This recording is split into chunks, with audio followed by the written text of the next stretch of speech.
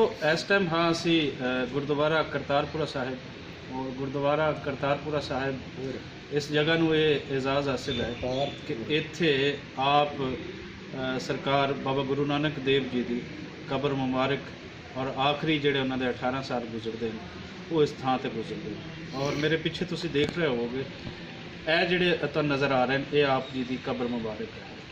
और ਜਦੋਂ आप ਦੀ वफात होंदी है तो इत्थे दो तरह के लोगों का दावा सी। कुछ लोग ये कह रहे सी कि आप की कबर मुबारक बनाई जाए, कुछ ये कह रहे सी कि आप का संस्कार किया जाए।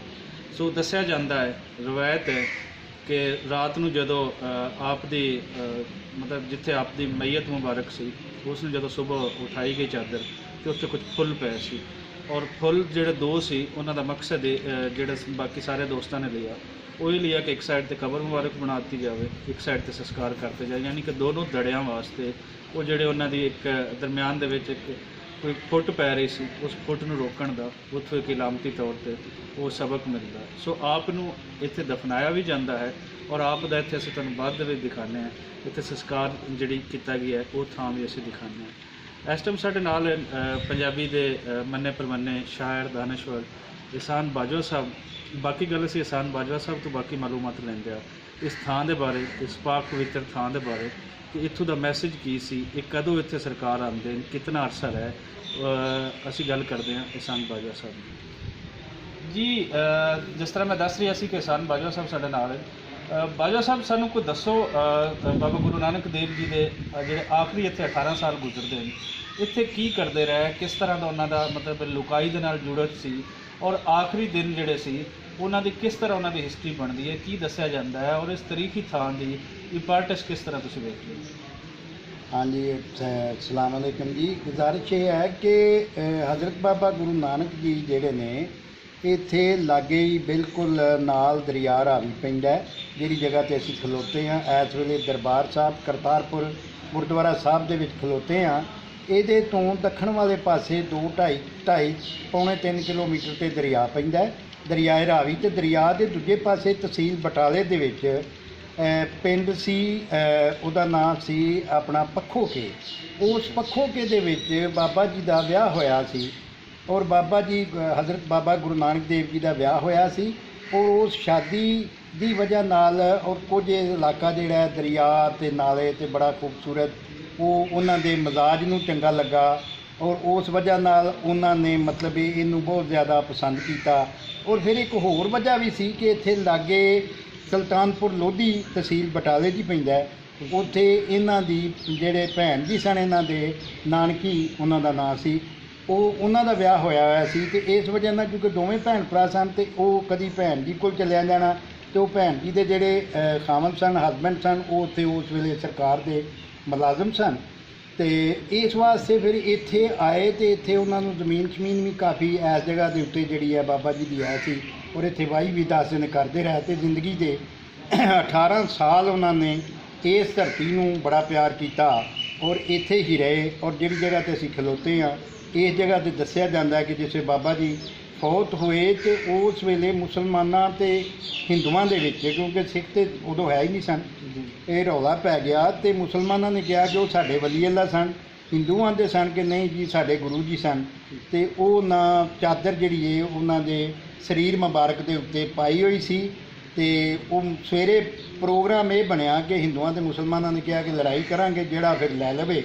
और ये करीब सी कि बहुत ज़्यादा कतलोआम हुंदी तो बाबा जी ने जी रवायत की जाती है कि रात नूं उन्हां दा शरीर जिहड़ा किते अलूप हो गया, गायब हो गया और इस जगह ते चादर के थल्ले 2 फुल्लां दीयां ढेरियां रह गईयां और वो फिर चादर जिहड़ी है लक्क तो ला के अद्धी मुसलमानां ने इस जगह ते दफना लई और अद्धी जिहड़ा अंदर सामने उन्हां दा बनिया जिथे संस्कार होया गुरुद्वारा साहब दे उस जगह ते अद्धी उत्थे जिहड़ा ना उहदा फुल्लां दा ते ओह चादर दा संस्कार कर लिया। बाबा जी की जी तालीमात से जिस तरह उन्होंने खुद कहा कि हिंदू कहाँ तो मारिए मुसलमान भी ना 5 तत्त दा मैं पूत हाँ नानक मेरा नाम। तो उन्हें जान छड़ाई है दुनियादारों को क्योंकि दुनियादार तो किसी न किसी मजहब के मतलब बन के तो वो फिर उस हिसाब नाल अपने हिसाब नाल डील करते हैं। लेकिन उन्होंने क्योंकि वो सारियां दे सन जिस तरह हज़रत हाशिम शाह भी आते हैं कि हाशिम तोड़ जंजीर मजहब के हो निर्वैर खलोवें। हज़रत सुल्तान बहु भी क्या मजहब की लगता सारा हो तो ये लोग उस चीज़ तो उत्ते हो के सारी इंसानियत की गल करते और इन्ना भी बाबा गुरु नानक देव जी भी उस सारिया जिहड़ियां धर्मी वंडां सन धर्मी वलगणा चों उच्चियां हो के सारी उम्र सारी लुकाई की गल की और यही वजह है कि उन्होंने सारी जिंदगी फैसला ना होने दिता। तो जिस वेले फौत होए उस वेले भी मुसलमान भी उन्होंने वो समझते सन साडा है, हिंदू समझते हैं साडे ने। और नतीजा है कि ये सारी जिहड़ी तुहानूं गल दसी है ये इत्थों तक गल पहुंची। तो ये सारी लोकाई नूं प्यार करने वाले उन्हों का कलाम पढ़ो उहदे चों भी वो खुशबू आउंदी है कि सारी दुनिया नूं प्यार करने वाले लोग ने। और धर्मां तो अगे कूड़ नूं खुट्टे नानका, हैं जी, कूड़ नूं खुट्टे नानका औड़क सच रहे, ਇਹ ਕਿੱਡੀਆਂ ਵੱਡੀਆਂ ਗੱਲਾਂ ਨੇ।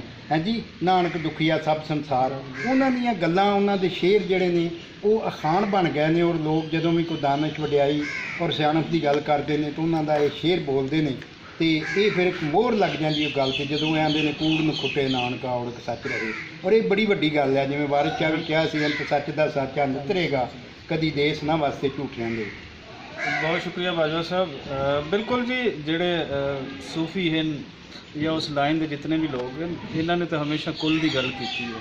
ये वंडियां कभी पाते ही नहीं, वंडियां पाने वाले होर हैं, इन्होंने हमेशा कुल की गल की और कुल के भले की गल की। सो आप जो इत्थे जिहड़ी काश्तकारी कर रहे सी ਉਹਦੇ ਬਾਰੇ ਵੀ ਦੱਸਿਆ ਜਾਂਦਾ ਹੈ ਕਿ ਉਹ ਕੋਈ ਇਸ ਤਰੀਕੇ ਨਹੀਂ ਸੀ ਜਿਸ ਤਰ੍ਹਾਂ ਅੱਜ ਦਾ ਕੋਈ ਸਾਡਾ ਅੱਜ ਦਾ ਕਾਸ਼ਤਕਾਰ ਹੈ। ਉਹ ਜੋ ਕਾਸ਼ਤਕਾਰੀ ਕਰਦੇ ਸੀ ਉਹ ਵੰਡਦੇ ਸੀ, ਇਕੁਅਲ ਡਿਸਟ੍ਰੀਬਿਊਸ਼ਨ ਸੀ ਜਿਹੜੇ ਆਸੇ ਪਾਸੇ ਦੀ। ਉਹ ਇਹ ਨਹੀਂ ਕਿ ਕੋਈ ਉਹਦੇ ਵਾਸਤੇ ਕੋਈ ਉਹ ਜਾਗੀਰਦਾਰੀ ਸਿਸਟਮ ਦੇ ਨਾਲ ਜੁੜੇ ਹੋਏ ਸੀ। ਸੋ ਕਾਸ਼ਤਕਾਰੀ ਦੇ ਪਿੱਛੇ ਜਿਹੜਾ ਬੁਨਿਆਦੀ ਫਲਸਫਾ ਹੈ ਉਹ ਇਹ ਸੀ ਕਿ ਇੱਕ ਤਾਂ ਰਿਜ਼ਕ ਹਲਾਲ ਕਮਾਉਣਾ ਔਰ ਫਿਰ ਕਮਾ ਕੇ ਤੇ ਉਹ ਲੁਕਾਈ ਦੀ ਫਲਾਹ ਵਾਸਤੇ ਉਸ ਨੂੰ ਵੰਡ ਦੇਣਾ, ਉਸ ਨੂੰ ਖਰਚ ਕਰਨਾ। ਹੁਣ ਅਸੀਂ ਤੁਹਾਨੂੰ ਉਹ ਥਾਂ ਵੀ ਖਾਣੇ ਆ, ਇਹ ਆਪ ਦੀ ਕਬਰ ਮੁਬਾਰਕ ਹੈ ਔਰ ਜਿੱਥੇ ਆਪ ਦਾ ਸੰਸਕਾਰ ਕੀਤਾ ਗਿਆ ਉਹ ਥਾਂ ਉਹ ਵੀ ਅਸੀਂ ਤੁਹਾਨੂੰ ਦਿਖਾਉਂਦੇ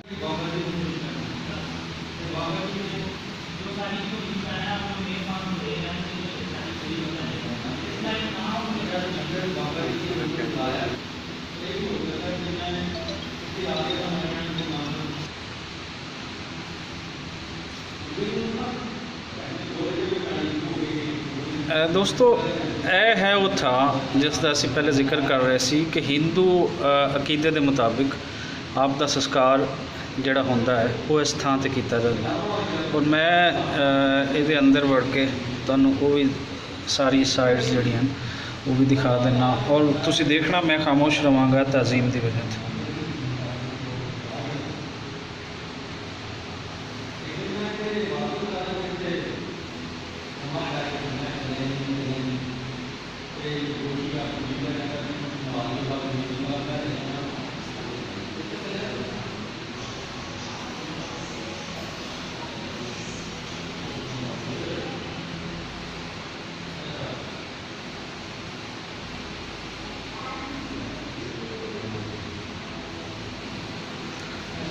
ਜਿਹੜੇ ਦੋਸਤ ਸ਼ਾਹਮੁਖੀ ਔਰ ਉਰਦੂ ਨਹੀਂ ਸਮਝ ਸਕਦੇ ਉਹਨਾਂ ਵਾਸਤੇ ਮੈਂ ਪੜ੍ਹ ਦਿੰਦਾ ਜੋ ਲਿਖਿਆ ਹੋਇਆ। ਨਾਨਕ ਫਿਕੇ ਬੋਲੀਏ ਤਨ ਮਨ ਫਿਕਾ ਹੋਇਆ। मतलब ये है कि ए नानक जो इंसान रूखे अल्फाज मतलब गाली गलोच से बात करता है उसका जिस्म और दिल मन भी रूखा गंदा हो जाता है। सो यह है कोई आप दा कोड गुरु ग्रंथ साहब का लिखा है पेज नंबर 473 का।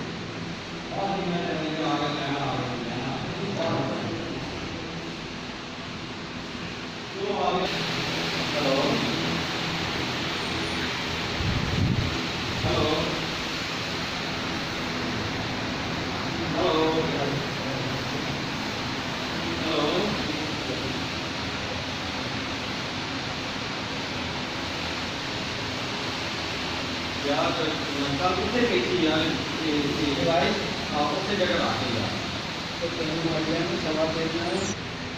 हां बात क्या